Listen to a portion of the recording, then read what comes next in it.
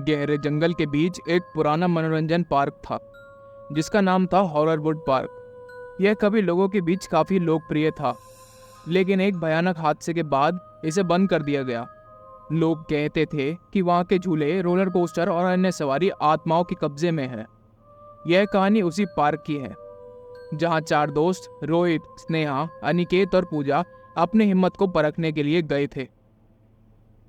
एक अंधेरी रात थी। चारों दोस्त एक कार में सवार थे और जंगल के रास्ते आगे बढ़ रहे थे। उन्होंने सुना था कि इस पार्क में कुछ अजीब और डरावनी घटनाएं होती हैं और वे इसका सामना भी करना चाहते थे। रोहित ने कहा, मैंने सुना है कि इस पार्क के बीच एक पुराना कंठी घर है जहां आत्माएं रहती हैं। हमें वहां चलना चाहिए। सभी ने सहमति दी और वे पार्क के गेट के बाहर पहुंचे।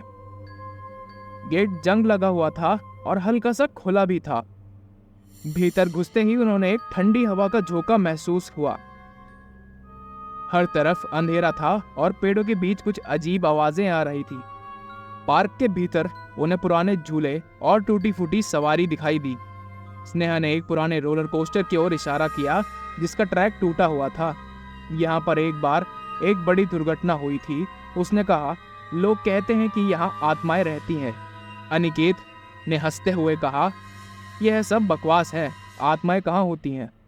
लेकिन जैसे ही उसने कहा, एक जोरदार आवाज आई जैसे कोई धातु पर भारी चीज गिर गई हो।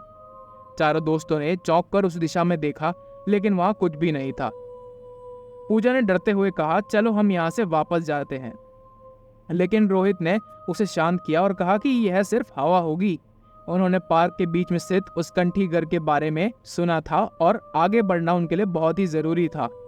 कंठी घर एक बड़ा गोलाकार भवन था जिसमें कई छोटे छोटे कमरे थे। जैसे ही वह भीतर घुसे, उन्हें एक सड़ी सी गंध आई। रोहित ने टॉर्च की रोशनी जलाई और देखा कि दीवार पर कुछ अजीब निशान थे, जैसे खरोंचों के निशान हों। यहाँ पर कुछ तो हुआ है, उसने कहा। स्नेहा ने कहा, हमें यहाँ नहीं आना चाहिए था, लेकिन तब तक बहुत ही देर हो चुकी थी। अचानक एक कमरे से एक जोरदार सी आवाज आई, जैसे किसी ने दीवार पर हाथ मारा हो। चारों दोस्त चौंक गए और उन्होंने कमरे के भीतर देखा, लेकिन वहां कुछ भी नहीं था। अचानक एक और आवाज आई और फिर दूसरी। ऐसा लग रहा था जैसे कोई चीज उनके चारों ओर घूम रही हो।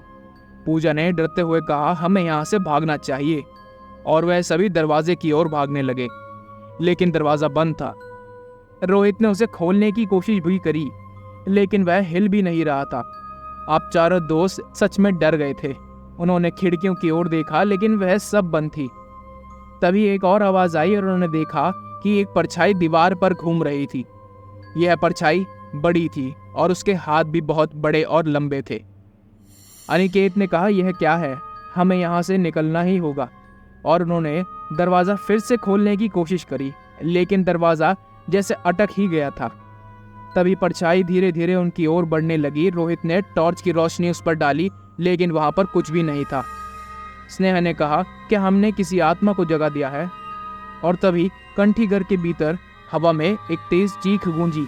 यह आवाज किसी औरत की थी जो दर्द और क्रोध से भरी हुई थी। चारों दोस्त घबरा रहे थे और एक कोने में इकट्ठा हो गए।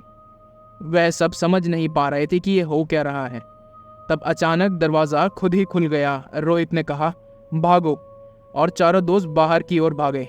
लेकिन बाहर आकर उन्हें देखा कि पूरे पार्क में अंधेरा फैला हुआ था और हर तरफ वहां पर चीखों की आवाज सुनाई दे रही थी। चारों दोस्त डर से कांप रहे थे और उन्होंने गेट की ओर दौड़ना शुरू कर दिया।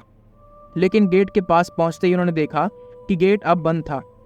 तभी चारों ओर से आत्माओं की परछाइयां उभरने लगी। वे सब चीख रहे थे, दर्द में, क्रोध में, और वे धीरे धीरे चारों दोस्त की ओर बढ़ रहे थे। रोहित, स्नेहा, अनिकेत और पूजा ने देखा कि अब उनके पास कोई और रास्ता नहीं है। आत्माएं उनके बहुत ही करीब आ चुकी थी। और फिर अचानक सब कुछ शांत सा हो गया। पार्क में एक गहरा सन्नाटा छा गया और उन चारों दोस्तों का कोई भी पता नहीं चला। अगले दिन स्थानीय पुलिस ने पार्क की तलाशी ली, लेकिन उन्हें कोई भी सुराग नहीं मिला।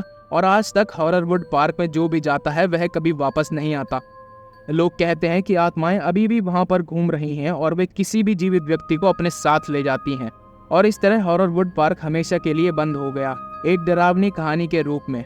लोग कहते हैं कि अगर आप वहाँ जाएंगे तो आप कभी भी लौट कर वापस नहीं आ पाएंगे।